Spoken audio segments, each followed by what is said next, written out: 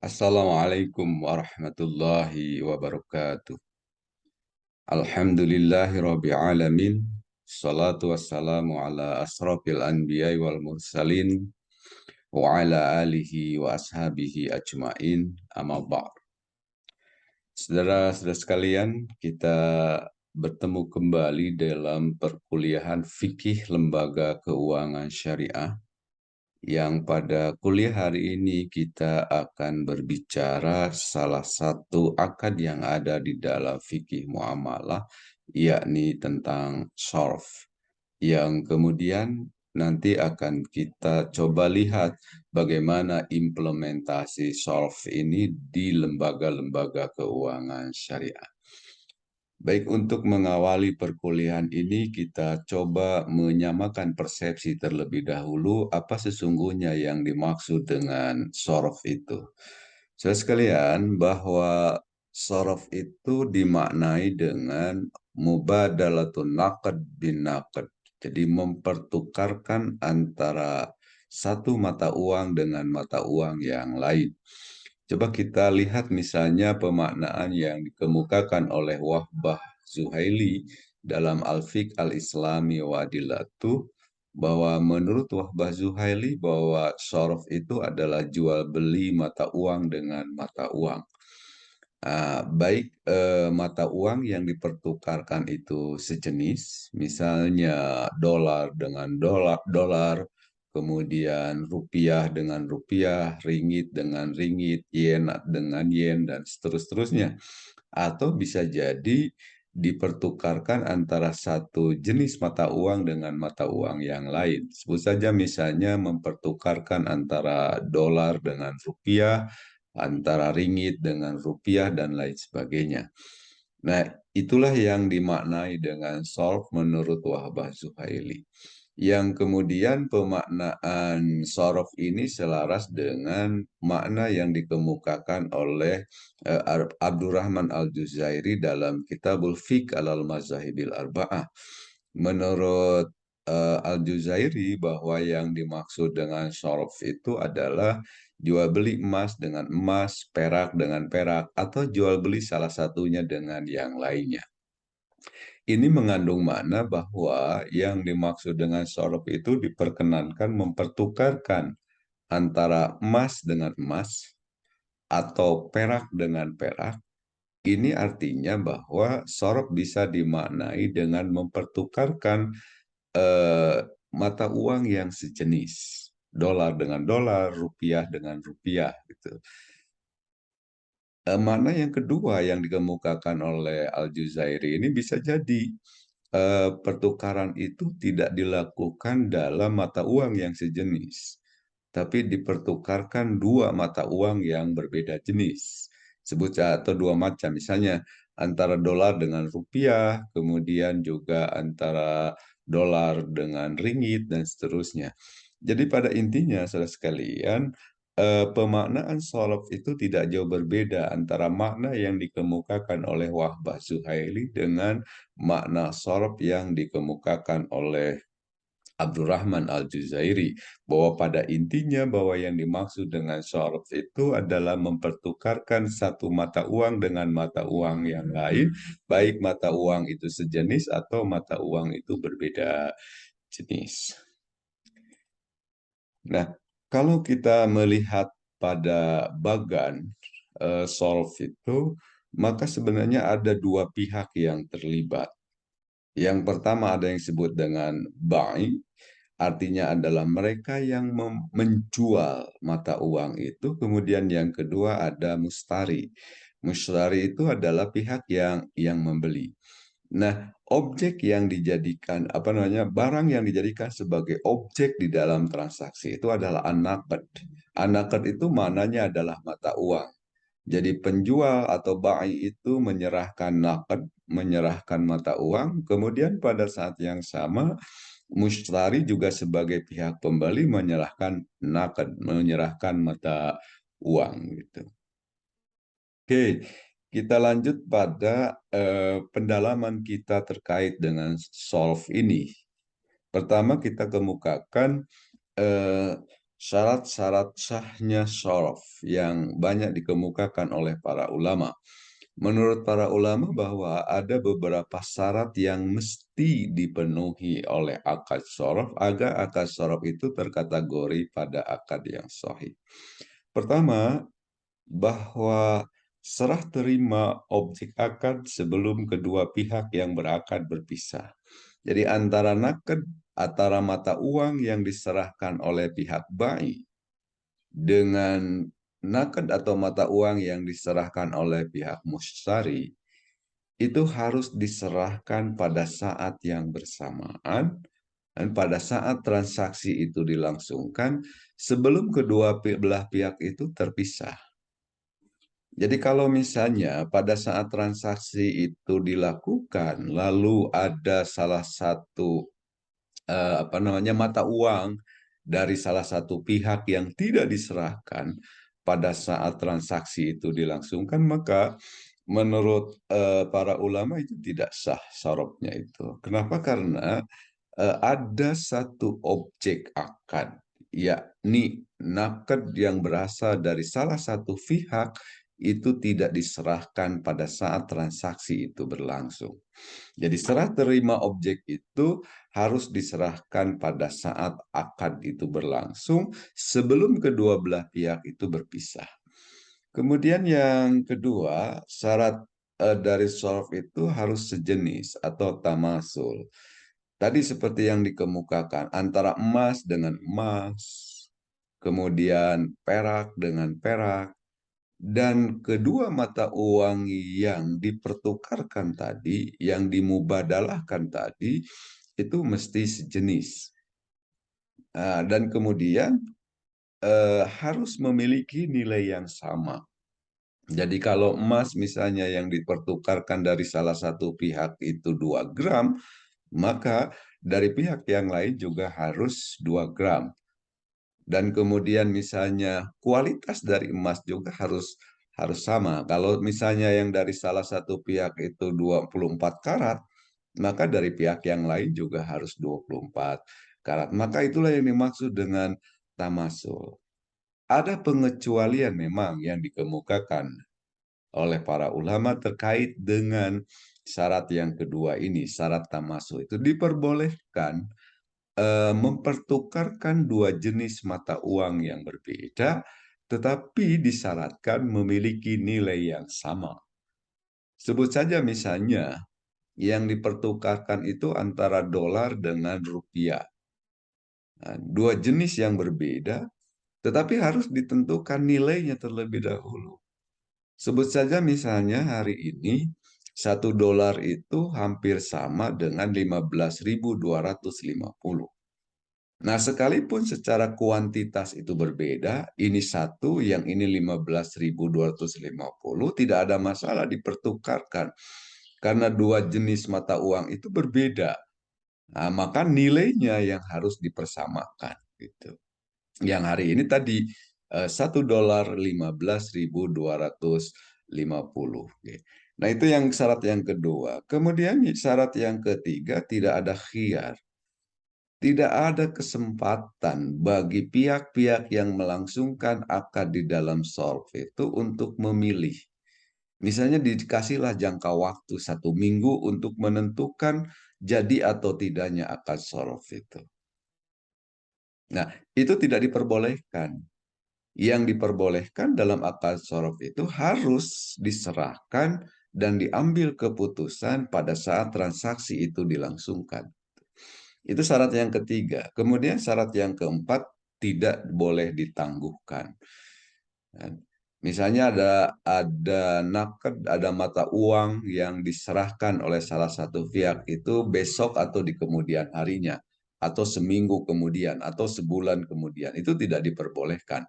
Bahwa shorf itu baru dianggap sah apabila mata uang yang dipertukarkan itu diserahkan pada saat transaksi berlangsung. Karena itu piutang tidak boleh dijadikan sebagai objek di dalam akad shorof ini. Baik, saudara sekalian, sekarang kita coba lihat Bagaimana sih implementasi SORF di lembaga keuangan syariah?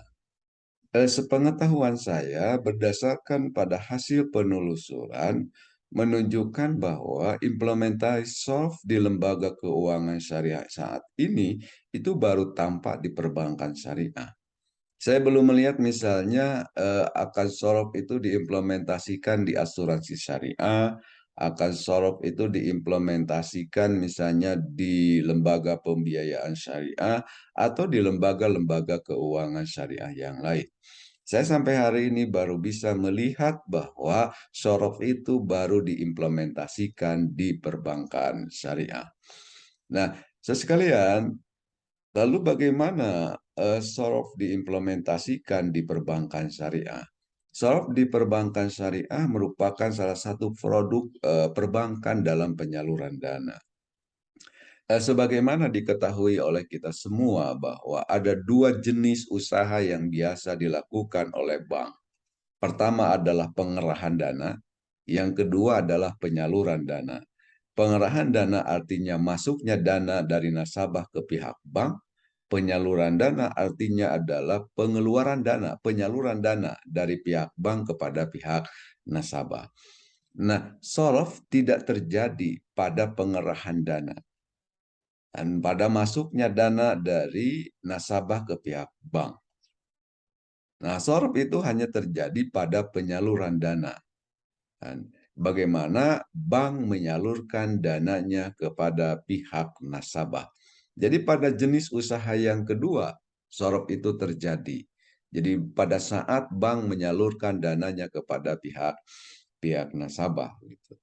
Itu yang kedua. Kemudian yang ketiga, bahwa bank dalam konteks ini bertindak sebagai bank, sebagai penjual, dan nasabah bertindak sebagai mustari, sebagai pembeli. Seperti yang saya kemukakan tadi pada bagan bahwa ada dua pihak yang terlibat di dalam akad sorof ini. Ada bank, pihak yang menjual mata uang, kemudian yang kedua ada mustari, pihak yang membeli mata uang. Gitu. Nah, dalam hubungannya dengan perbankan syariah, maka bank posisinya sebagai bank, sebagai penjual, karena ini bagian dari penyaluran dana. Sementara nasabah itu posisinya sebagai mustari, adalah pihak yang membeli barang, membeli mata uang kepada pihak bank. Oke, saudara sekalian, kalau kita hubungkan eh, implementasi sorof di perbankan syariah akan lebih jelas kalau kita melihat pada bagan ini. Seperti yang saya kemukakan tadi bahwa bank itu posisinya adalah sebagai bank.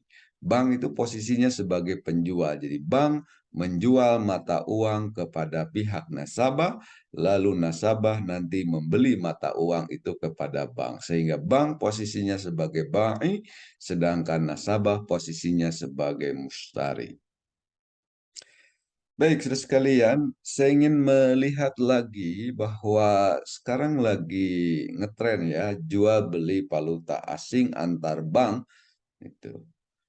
Nah, persoalannya kan begini, jual beli valuta asing antar bank tidak diserah terimakan pada saat transaksi atau secara tunai, tetapi diserah terimakannya dalam waktu 2 hari ke depan. Misalnya kan begini, jadi ketika si nasabah membeli mata uang kepada pihak bank, kemudian bank menyerahkan mata uang yang mau dibeli oleh pihak nasabah, lalu pada saat pembayarannya itu dilakukan secara ada penangguhan misalnya, ada penangguhan, apakah 1 minggu, apakah 2 minggu, atau beberapa hari lah. Artinya bahwa eh, mata uang yang diserahkan oleh pihak nasabah itu tidak dilangsungkan pada saat transaksi itu dilakukan, gitu. Artinya tidak tunai, tidak tunai. Jadi tidak langsung diserahkan oleh pihak nasabah kepada pihak bank. Nah, dalam persoalan ini terjadi perbedaan pendapat di kalangan para ulama. Tetapi kira-kira yang paling keras mengemukakan persoalan ini adalah Yusuf Qaradawi.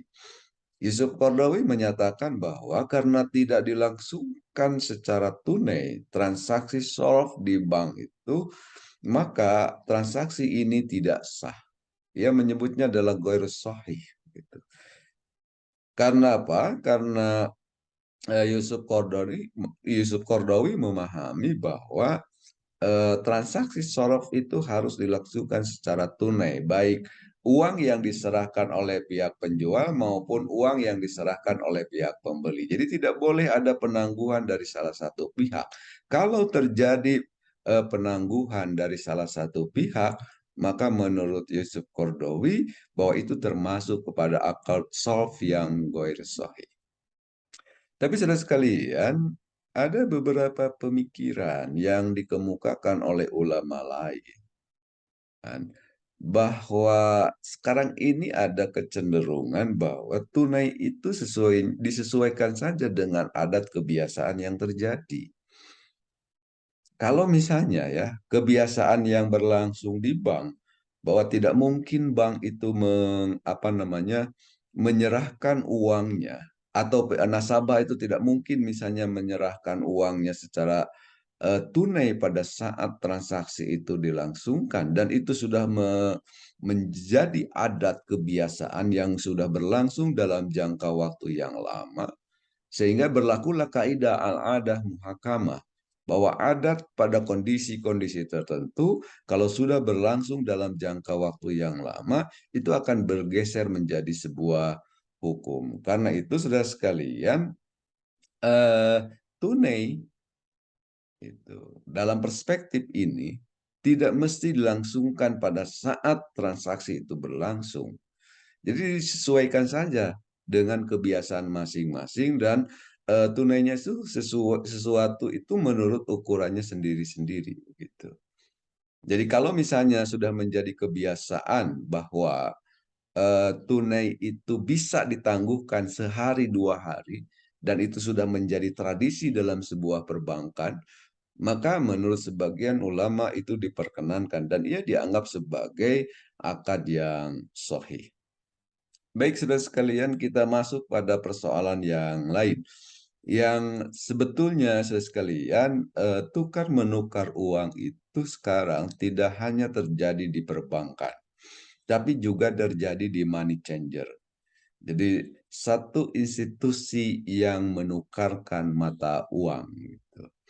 Nah, sekalian, bagaimana hukum dari jual beli valuta asing di money changer?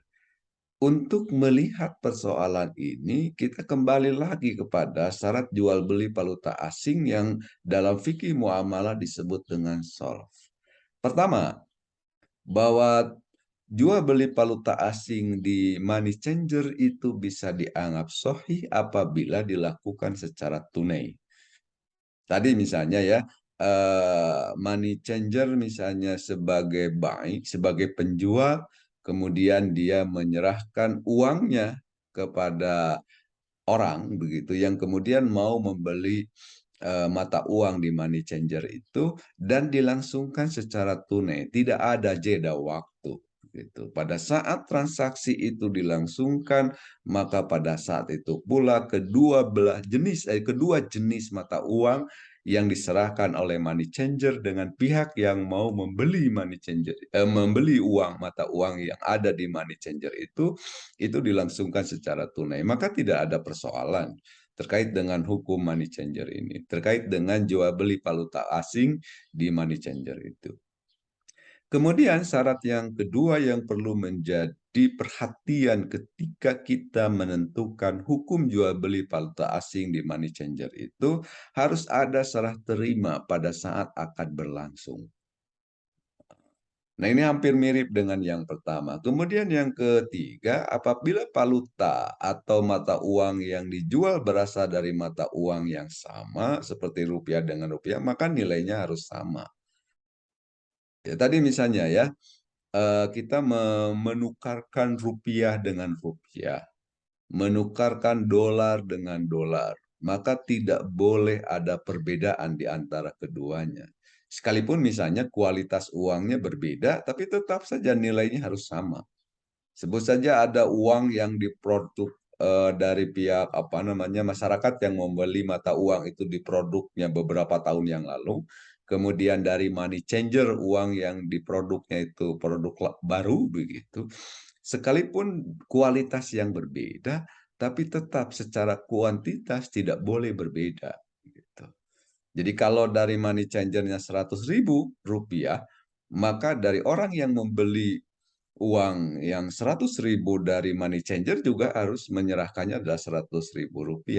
Kalau ada kelebihan dari salah satu pihak, maka kelebihannya itu bagian dari riba gitu.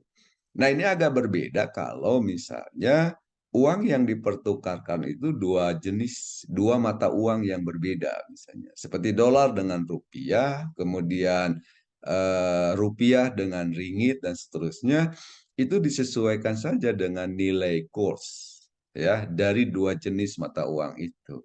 Jadi tidak bisa misalnya $1 ditukar dengan Rp1, Rp1 ditukar dengan Rp1 dan seterusnya. Tapi disesuaikan saja dengan nilai kurs dari valuta asing itu. Sebut saja misalnya $1 hari ini 15.250, maka tidak ada persoalan dipertukarkan antara $1 dengan 15.250. Karena jenis mata uang yang berbeda, $1 dan satu lagi adalah rupiah. Nah, kalau terjadi perbedaan itu, kalau tidak berbeda dalam jenis mata uangnya, maka tidak ada persoalan secara nilai berbeda antara satu dengan yang lainnya. Saya kira itulah saudara sekalian pokok-pokok pikiran yang perlu saya sampaikan terkait dengan akad sorf, salah satu akad yang ada di dalam fikih muamalah, lalu bagaimana implementasinya di lembaga keuangan syariah. Intinya sampai hari ini bahwa akad sorf baru dilaksanakan di perbankan, terutama di perbankan syariah. Kalaupun misalnya terjadi di money changer, itu bukan merupakan bagian dari lembaga keuangan, apalagi sampai hari ini belum ditemukan money changer yang berbasis syariah. Terima kasih atas perhatiannya. Mohon maaf atas segala kekurangannya. Walhamdulillahirabbil alamin. Wassalamualaikum warahmatullahi wabarakatuh.